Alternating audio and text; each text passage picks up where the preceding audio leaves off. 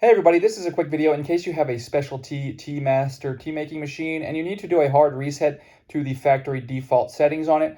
Now, depending on where you bought this, it's marketed under different brands. Like you could have gotten from Nestle or Krups or Delonghi, but they're all the same and they all work the same, and we can hard reset them all the same. So you might want to do this for one of two reasons. One would be for troubleshooting. If there's something wrong with it where it's not getting hot, or it's not turning on, or just you're having any kind of issues with it not working, this is a good step to take.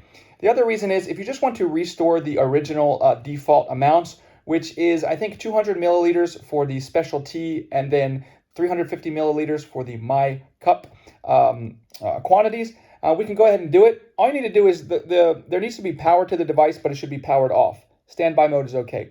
We're just going to come in and press and hold the power button for 10 seconds. And after 10 seconds is up, the machine will reset to its factory default values.